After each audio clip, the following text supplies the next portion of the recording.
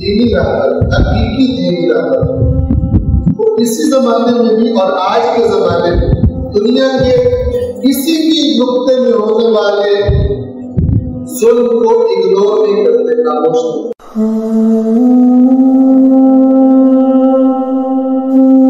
ہمارے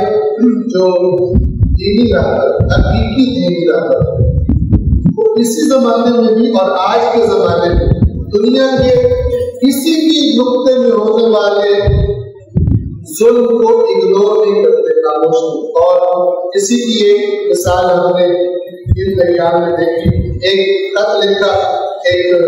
بیانیہ صادر کیا لبنان کی صورتحال کے بارے میں درجہ عالی قدر آیت اللہ سید علی حسین سیستانی نے، اور ان کے اس بیانیے کے جواب میں سید مجاہد سید حسن رسول اللہ نے آیت اللہ سیستانی کو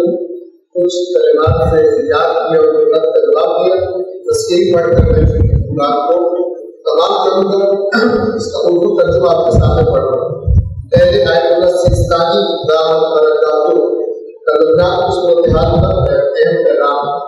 ان مشکل دنوں میں جن سے معزز لبنانی عوام اسرائیل کی وحشیانہ جارحیت اور وحشیانہ کارروائیوں کا سامنا کر رہے ہیں،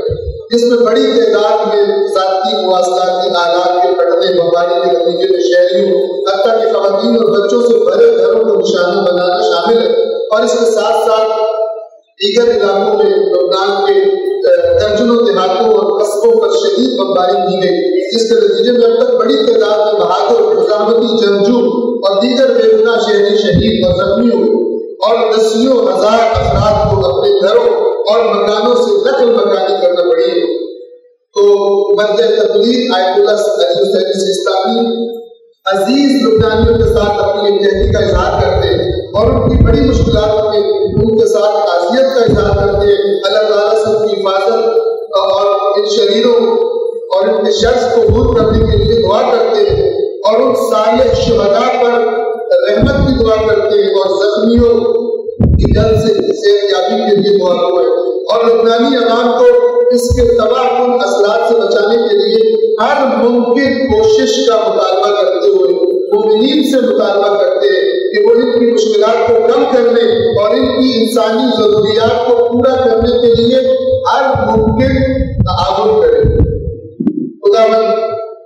لبنان اور اس کے عزیز لوگوں کو ہر قسم کی مصیبت سے محفوظ رکھے۔ یہ آیت اللہ سیستانی کا کلام ہے، اور سید حسن رسول اللہ نے ان کے جواب میں ان الفاظ سے انہیں یاد کیا: آپ پر سلام ہو ہمارے اور عالم اسلام کے مدافع سید و رہنما، اللہ آپ کو طول عمر اور سلامتی عطا کرے۔ آپ سب کے لیے ایک پناہ گاہ ہے، آپ کی حکمت ہمیشہ سربلندی اور آپ کی نصیحت مشکل ترین اور آخری نفس تک مددگار رہی ہے۔ آپ ایک ایسی سرزمین کے وارث ہیں جہاں نبیوں کی رفت و آمد، رسولوں اور صالح بندوں کی آمد جگہ رہی ہے، اور آج آپ عصر غیبت امام زمان عجل اللہ تعالی امت کی قیادت کے لیے ان کے وارث ہیں۔ آپ جانتے ہیں کہ اس وقت ہمارا معرکہ حق اور باطل کا معرکہ ہے، جیسا کہ ہمارے مولا آقا امام حسین علیہ السلام نے فرمایا تھا، ذلت ہم سے دور ہے،